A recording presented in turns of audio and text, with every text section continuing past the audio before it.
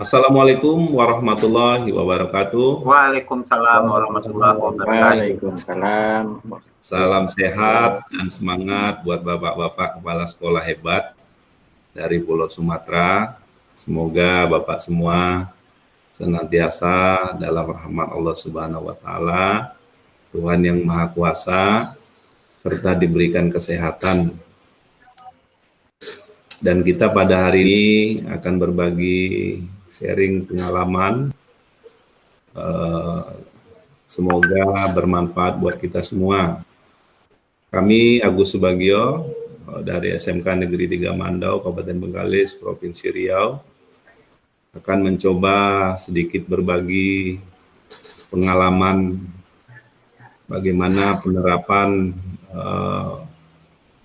profil pelajar Pancasila di sekolah kami, yang sebenarnya jauh hari sebelum pemerintah mencanangkan program ini, sebenarnya kita dari semua sekolah sudah melaksanakan program ini.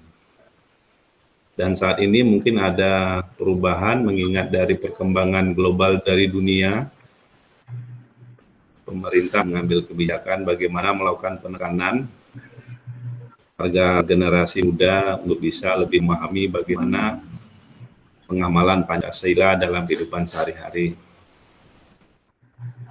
Semoga bagi kami juga menambah ilmu, tentunya dari bapak-bapak semua yang dari kepala sekolah yang ada di Pulau Sumatera. Pada kesempatan ini kami akan mencoba men-share apa yang akan kami tampilkan pada bapak-bapak semua. Mungkin yang kami tampilkan ini belum seberapa, mengingat sekolah kami ini sebenarnya baru berdiri 8 tahun. Baru berdiri 8 tahun, kemudian berawal dari siswa berjumlah 42 orang siswa tahun 2014, dan saat ini sudah mencapai 1.000 siswa.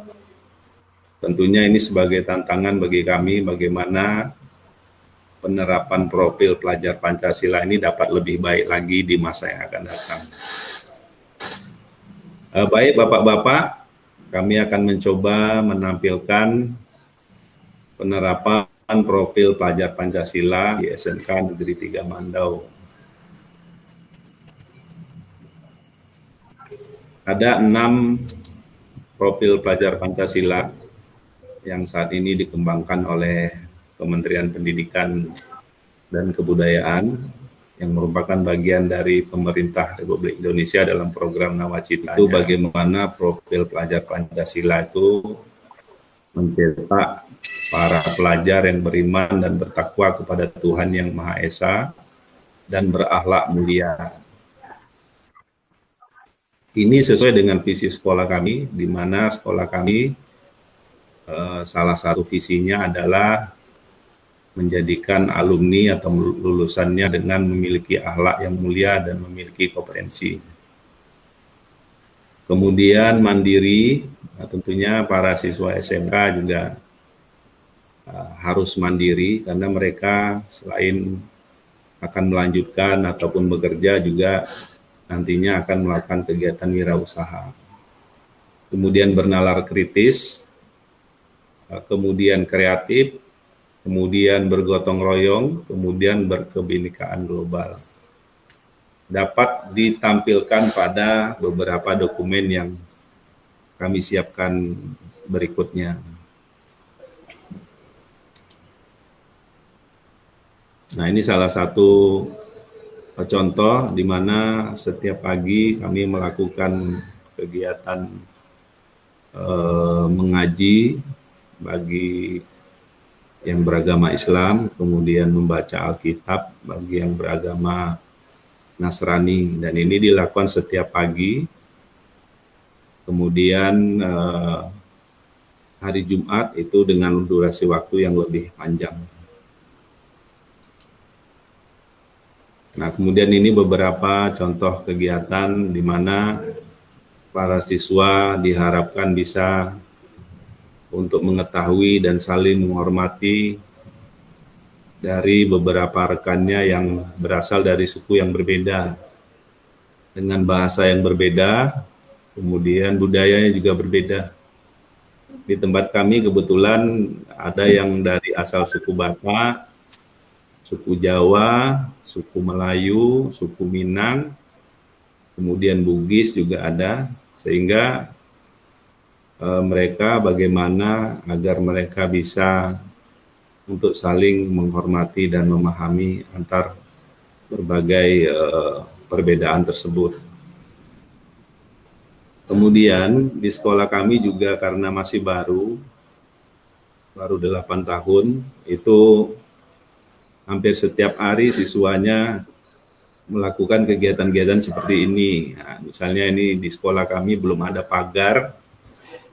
Nah, jadi di sekeliling sekolah itu setiap bulan sekali kami bergotong royong untuk membersihkan parit yang ada di sekeliling sekolah. Nah, ini adalah bentuk dari bagaimana para siswa itu bisa untuk lebih terbiasa dalam melaksanakan kegiatan gotong royong. Kemudian selanjutnya juga bagaimana para siswa itu untuk berkreatif. Nah, ini misalnya beberapa kreasi dari para siswa. Kebetulan di tempat kami itu ada 8 jurusan, salah satunya adalah mesin, di mana mereka sudah mampu berkreasi untuk menciptakan produk yang memiliki nilai jual bagi masyarakat, yang digunakan buat masyarakat, sehingga anak-anak ini bisa mengeluarkan kreativitasnya di sekolah. Dari sini tentunya jiwa kreativitas itu bisa timbul. Nah, ini salah satu bentuk model bagaimana siswa juga memiliki nalar yang kritis dalam menghasilkan suatu temuan. Nah, ini salah satu temuan yang mereka ciptakan yang bisa juga digunakan buat masyarakat. Ini misalnya produk sabun yang digunakan sebagai pencuci tangan. Kemudian selanjutnya dari bernalar kritis itu tentunya kita harapkan siswa bisa untuk lebih mandiri. Nah, ini misalnya salah satu dokumentasi di mana apa yang mereka lakukan, mulai dari kegiatan praktek mereka membawa alat, mengambil alat, menggunakan alat sampai menghasilkan data-data. Nah, itu kan salah satu bentuk dari menciptakan kemandirian bagi peserta didik. Kemudian selanjutnya juga perlu kami sampaikan kepada bapak-bapak bahwa tanpa kemandirian ini tentunya para siswa kita juga akan sulit untuk bisa mengembangkan jiwa wirausahanya. Kemudian selanjutnya mungkin kami bisa tampilkan kepada bapak-bapak bahwa sekolah kami karena dimulai dari tidak ada, jadi benar-benar di situ terlihat bagaimana dengan kesederhanaan itu anak-anak ini semangat belajar. Nah, ini mungkin Bapak Ibu bisa lihat, Bapak-bapak bisa lihat. Dimulai dari sekolah papan, ini Bapak-bapak bisa lihat belajar di lantai, ya, tapi mereka tetap bangga dengan sekolah dan tak semangat belajar sehingga menghasilkan prestasi-prestasi di kecamatan, bahkan untuk LKS juga kemarin meraih peringkat 3 nasional untuk LKS di mesin, yang dimulai dari sekolah papan seperti ini. Nah, jadi sebenarnya anak-anak ini sebelum pemerintah menjalankan program profil pelajar Pancasila, mungkin di sekolah bapak-bapak juga, itu anak-anak yang kita didik itu sebenarnya kita sudah berusaha bagaimana anak-anak ini bisa mengatasi masalah yang akan mereka hadapi di masa yang akan datang. Walaupun tentunya belum 100% semua sesuai dengan bagaimana profil pelajar Pancasila itu. Nah ini Bapak-Bapak dari presentasi kami, sedikit pengalaman bagaimana apa yang sudah kami lakukan dalam berkreasi agar para siswa itu sebenarnya tidak hanya diberikan teori, tapi juga melaksanakan aktivitas yang berguna bagi pengalaman hidup mereka. Demikian Bapak-Bapak yang kami sampaikan, bukan curhat ini, tapi itulah kenyataannya, bahwa sebenarnya di usia 8 tahun itu banyak yang harus kami benahi lagi. Nah, begitu Bapak-Bapak, kira-kira ada masukan ataupun pertanyaan mungkin buat kami dari penyampaian presentasi kami tadi. Silakan Bapak-Bapak.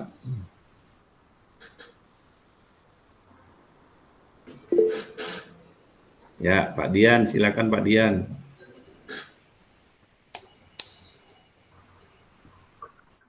Oke Pak, terima kasih, aplaus buat Bapak yang telah menyampaikan materinya. Saya yakin dengan apa yang sudah Bapak sampaikan tadi, apa yang diminta oleh itu mengenai kurikulum profil Pancasila ini sudah tergambar. Saya yakin sekali dengan banyaknya kegiatan ini, kita sebagai seorang pemimpin pada satuan pendidikan telah menyampaikan kepada guru-guru tentunya yang akan bergerak di dalam peningkatan profil Pancasila. Saya tidak berkomentar Pak, salut buat Bapak, selamat dan semangat selalu Pak. Ini sudah mencerminkan suatu profil yang baik buat anak-anak kita ke depan dan menjadikan contoh nantinya di satuan pendidikan yang lain. Demikian Pak, saya hanya menyampaikan aplaus, semangat dan sukses buat Bapak selalu. Demikian Pak. Assalamualaikum. Terima kasih Pak Dian atas masukan ataupun supportnya. Yang jelas yang kami lakukan mungkin belum seberapa, tapi insya Allah kami akan tetap berusaha bagaimana anak-anak ini bisa hidup dengan problematika serta masalah yang saat ini itu lebih kompleks daripada waktu dulu kita sekolah. Nah, jadi dasar kita itu mungkin program yang kita lakukan juga hampir sama di sekolah kita masing-masing, hanya mungkin ada sedikit perbedaan karakteristik dari peserta didik kita. Nah, kebetulan peserta didik kami ini hampir 80% adalah anak-anak petani, di mana orang tuanya adalah bermigran ke Kabupaten Bengkalis dari Provinsi Tetangga, dengan mata pencarian adalah buruh tani, pemilik ladang, atau pekerja di ladang, jadi tidak memiliki ladang. Sehingga dari dasar itu, dengan karakteristik seperti itu, tentunya kami bisa menggambarkan bahwa anak-anak ini memiliki kecenderungan motorik yang tinggi. Karena dari lingkungan keluarganya sendiri, mereka memang sangat minim sekali sarana untuk belajar.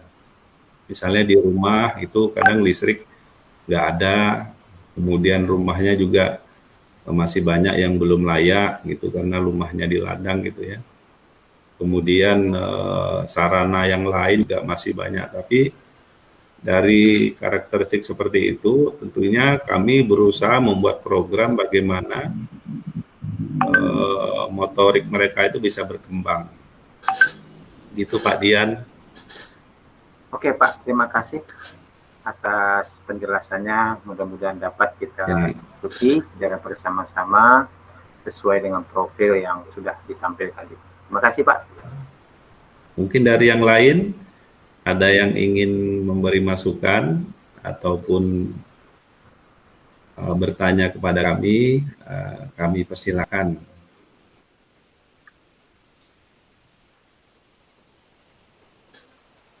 Kalau dari saya cukup, Pak. Oke. Jelas, tadi sudah disampaikan jelas, saya rasa nggak ada pertanyaan. Ada waktu, Pak. Ya.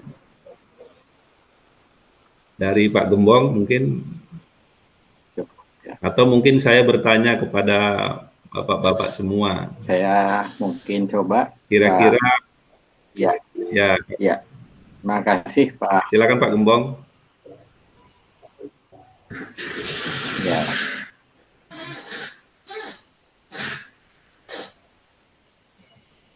Mungkin saya.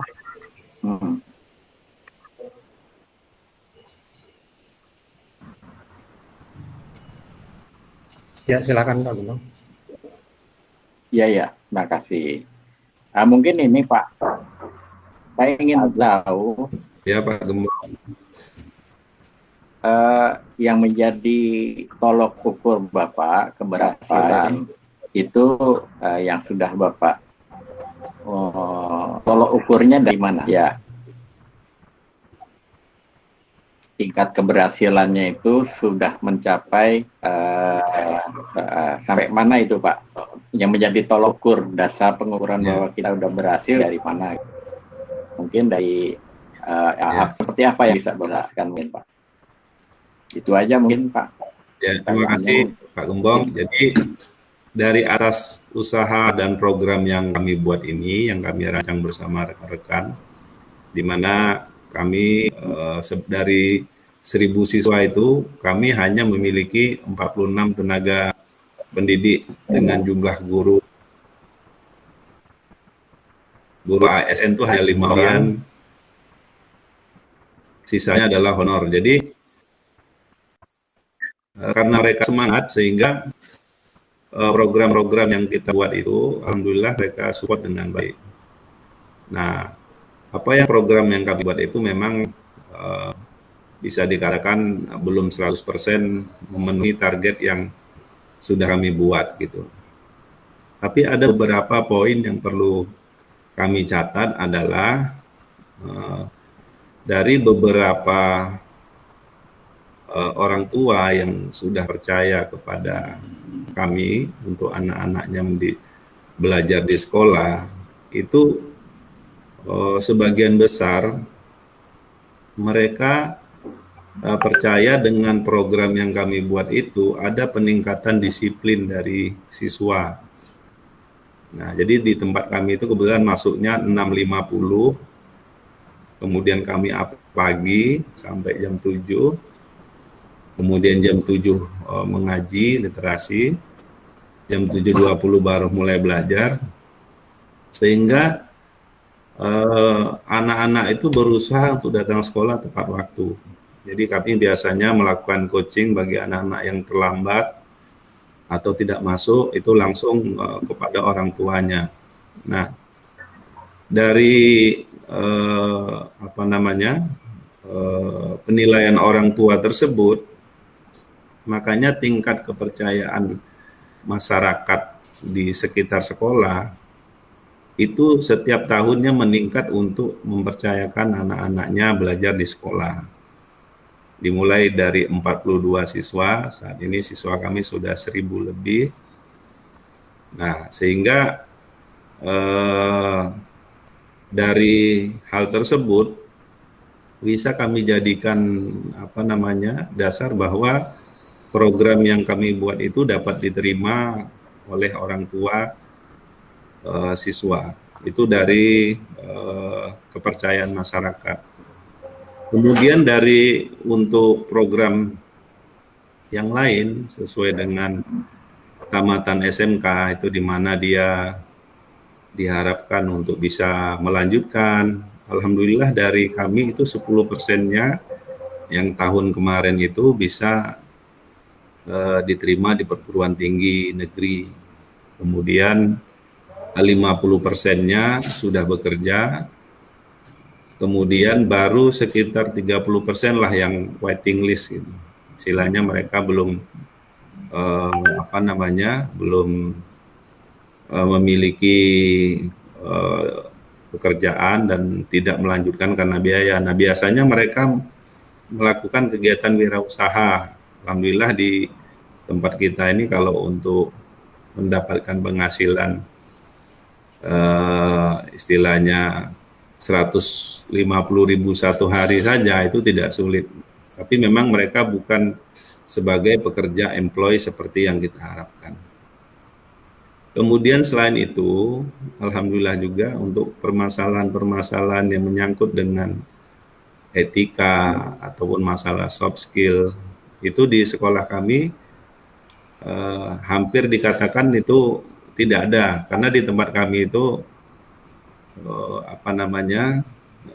yang namanya anak cabut, yang namanya anak melawan guru itu untuk saat ini sudah dikatakan zero gitu.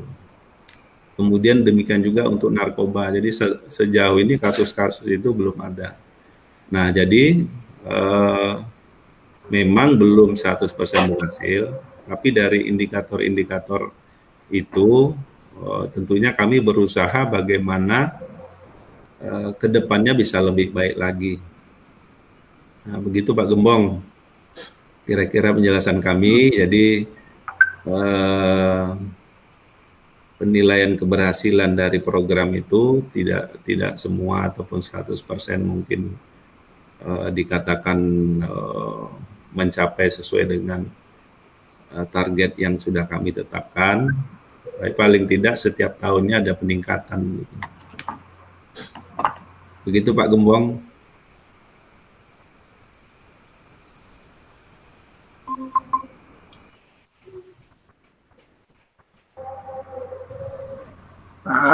Pak Badio, ya. Saya rasa waktunya udah lebih ini, 23 menit ya kalau tercatat sama saya. Nih. Apa kita lanjut atau gimana? Mungkin kita potong aja nanti Pak Badio ngatur atau gimana Pak?